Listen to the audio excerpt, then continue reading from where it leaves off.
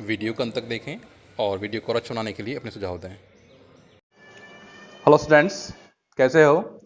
आज हम पढ़ेंगे बायो सेवर्ट नियम के अनुप्रयोग। पिछली क्लास में हमने पढ़ा था कि बायो सेवर्ट नियम का नियम क्या था।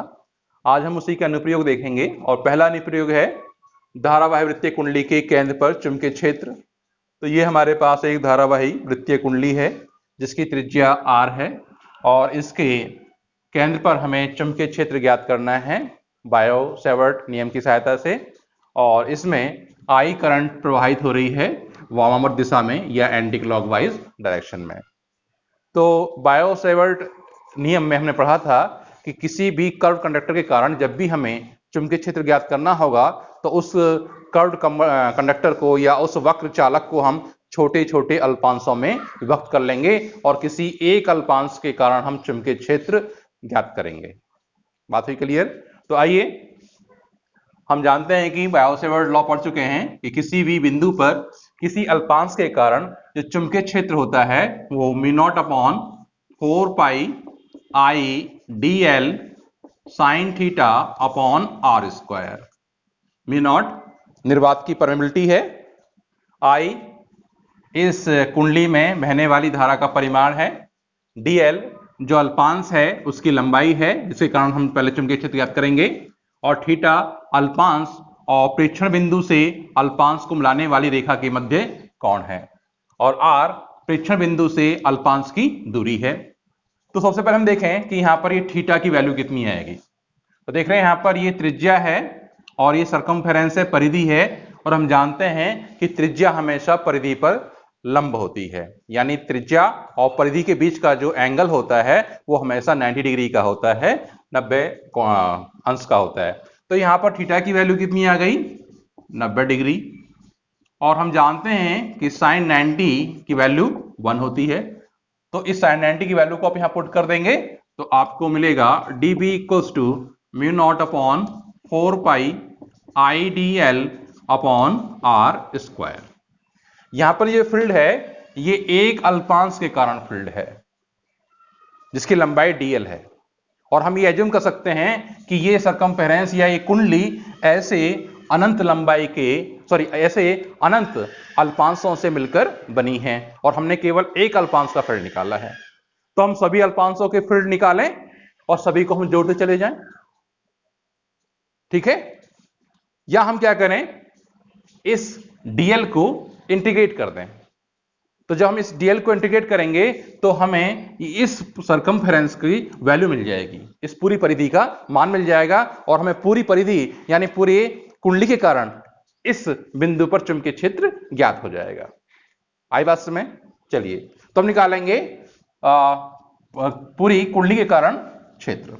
तो संपूर्ण कुंडली के कारण चुंबकीय क्षेत्र कहां निकाल रहे हैं? केंद्र पर निकाल रहे हैं, वेल अंडरस्टूड है। तो संपूर्ण कुंडली के कारण चुंबकीय क्षेत्र, तो क्या करेंगे आप इसको इंटीग्रेट कर देंगे, तो dB को इंटीग्रेट करेंगे और mu naught upon 4 pi I D L upon R square और 0 टू 2 पाई आर। ये लोअर लिमिट हो गई। इस अल्पांश की न्यूनतम लंबाई 0 हो सकती है और इस अल्पांश की अधिकतम लंबाई इस परिधि के बराबर हो सकती है, इसलिए लोअर लिमिट 0 से शुरू होगी और परिधि तक जाएगी, यानी जो परिधि होगी वो अपर लिमिट होगी और 0 इसकी लोअर लिमिट होगी। यहां पर r कांस्टेंट है, i कांस्टेंट है, ठीक है? तो इसको बाहर निकालेंगे, इसको इंटीग्रेट करेंगे तो इसका मैग्नेटिक फील्ड आ जाएगा b, इसको कर दे 0 टू b। तो जब अब यहां पर लोअर लिमिट 0 होगी तो यहां भी लोअर लिमिट 0 हो गई, और जब ये अपर लिमिट 2 पाई आर होगी तो मैग्नेटिक फील्ड की वैल्यू कितनी होगी? b। तो यहां पर ये lower limit 0, upper limit b। इसको इंटीग्रेट किया हमने तो ये b आ गया, और ये म्यू नॉट अपॉन 4 पाई आई को बाहर निकालें और ये आर स्क्वायर, और इसको आप इंटीग्रेट करेंगे dl को तो इसकी वैल्यू आएगी 2 पाई आर, या dl को इंटीग्रेट करेंगे तो आएगा l, ये 0 टू 2 पाई आर, ठीक है? इधर आ जाएं आप, तो ये जाएगा B equal to mu naught I upon 4 pi R square 2 pi R minus 0। आप लोअर लिमिट रखेंगे, एक बार L की जगह 2 पाई R, फिर माइनस करके L की जगह 0 पुट करेंगे। ऐसे यहां पर कर सकते हैं आप कि एक बार 0 पुट करेंगे तो ये B माइनस 0 हो जाएगा। ऐसे इसको स्टेप बढ़ा लें। ये हो गया B का इंटीग्रेशन 0 टू B। तो dB का इंटीग्रेशन कितना आएगा? B आएगा 0 टू B, और ये B माइनस 0। ठीक है, तो ये हो गया B माइनस 0 बराबर B। तो B equal to mu naught I upon 4 pi square 2 pi R minus 0। इसको सॉल्व करेंगे आप तो एक R से R क्या हो जाएगा? यहाँ पर ये कैंसिल आउट, 2 पाई से 2 पाई कैंसिल आउट, तो mu naught I upon 2RB। ये आ गया कुंडली के केंद्र पर चुंबकीय क्षेत्र। बात समझ आई? हमने इंटीग्रेशन की सहायता ली है। अगर आप इंटीग्रेशन नहीं जानते हैं, बायो के स्टूडेंट हैं, तो आप क्या करेंगे? यहां पर समेशन लगा देंगे, सिग्मा का यूज करेंगे, और इस सिग्मा, ये डीबी ऐसे कर सकते हैं आप कि सिग्मा डीबी, ये हो जाएगा आपका बी, और यहां पर कर देंगे सिग्मा डीएल। क्या करेंगे? सिग्मा डीएल, और इसकी वैल्यू हो जाएगी 2 पाई आर। अगर आप इंटीग्रेशन करना नहीं चाहते हैं तो बेटर यही है कि आप इंटीग्रेशन की सहायता से करें, क्योंकि इंटीग्रेशन तो यूज करना ही पड़ेगा आपको। बहुत सारे डेरिवेशन है कि आप इसको जहां पर इंटीग्रेशन करना पड़ेगा। तो ये हुआ कुंडली के केंद्र पर चुंबकीय क्षेत्र। बात समझ यहां तक? अब मान लीजिए इस कुंडली में n टर्न्स हैं, n फेरे हैं, तो चुंबकीय क्षेत्र की वैल्यू n टाइम्स बढ़ जाएगी। तो यदि कुंडली में n फेरे हों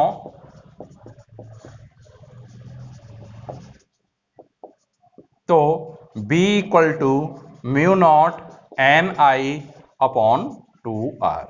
ये हमारे पास फील्ड का मैग्नीट्यूड आ गया। और हम देखेंगे डायरेक्शन क्या होगी, इस फील्ड की डायरेक्शन क्या होगी। तो आप राइट हैंड पाम रूल को यूज कर सकते हैं। ठीक है, क्या था कि आप धरा की दिशा में अंगूठा रखेंगे, और जो फिंगर्स होंगी वो कहां पर होंगी?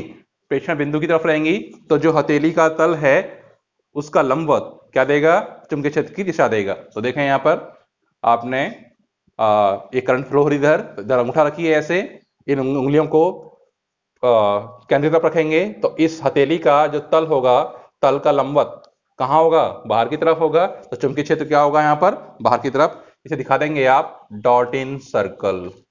क्या दिखा देंगे? Dot in circle. तो यहां पर कर देंगे आप टेस्ला, ये डॉट इन सर्कल, और मैग्नेटिक फील्ड की यूनिट क्या होती है? टेस्ला। टेस्ला, ठीक है। और मान लीजिए इसमें करंट अगर क्लॉकवाइज फ्लो हो रही है, कैसी फ्लो हो रही है? क्लॉकवाइज। तो उस केस में फील्ड की डायरेक्शन अपोजिट हो जाएगी। तो ये था किसके लिए? वामावर्त के लिए। और यदि धारा दक्षिणावृत्त डायरेक्शन में, दिशा में बह रही है, तो उस केस में जो डायरेक्शन होगी वो चेंज हो जाएगी।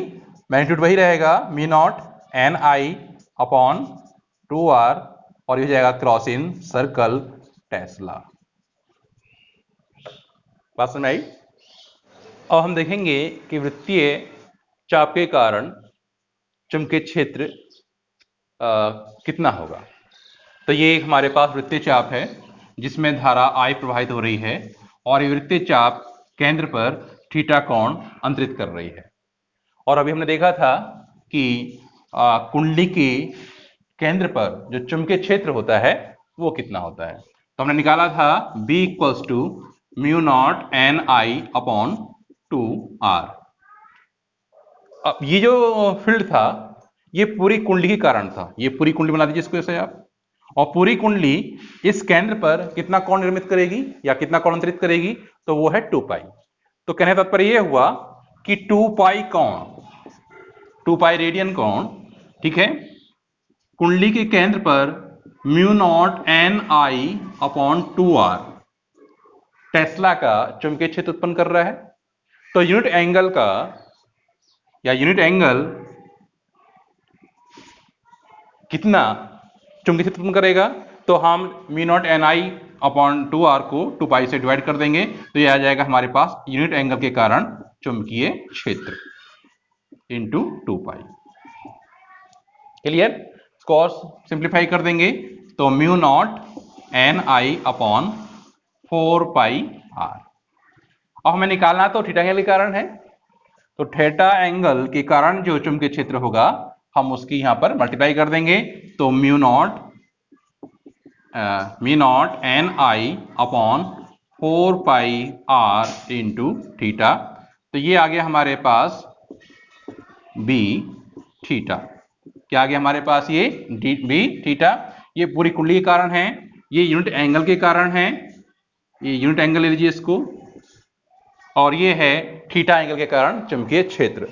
तो इसको और सिंप्लीफाई कर सकते हैं आप, तो mu naught N I upon 2r यहां लिख लें और इंटू थीटा अपॉन 2 पाई। बोर्ड में अक्सर ये क्वेश्चन पूछा जाता है कि किसी कुंडली का थीटा 30 डिग्री है, 60 डिग्री है या 90 डिग्री है, तो उसके केंद्र पर चुंबकीय क्षेत्र कितना होगा। तो आप इस सूत्र को इस्तेमाल करके चुंबकीय क्षेत्र फाइंड कर सकते हैं। अब देख लें इसकी डायरेक्शन देख लें, तो डायरेक्शन निकालेंगे हम राइट हैंड पाम रूल से। तो आप करंट की डायरेक्शन में अंगूठा कर दीजिए, तो देख रहे हैं करंट इधर की तरफ है, तो और जो उंगलियां हैं उन्हें आप प्रेक्षण बिंदु की तरफ कर दीजिए, तो जो हथेली का तल है उसका लंबवत जिधर होगा वही क्या होगी? चुंबकीय क्षेत्र की दिशा होगी।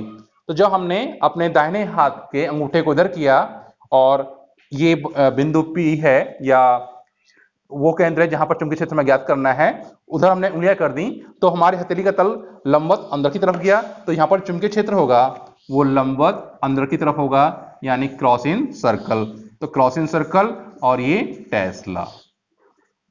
तो देखा हमने आज बायो सेवर्ट के नियम की सहायता से कुंडली के क्षेत्र पर चुंबकीय क्षेत्र कितना होता है ये फाइंड किया, और किसी आर के कारण उसके केंद्र पर चुंबकीय क्षेत्र कितना होगा वो हमने फाइंड किया।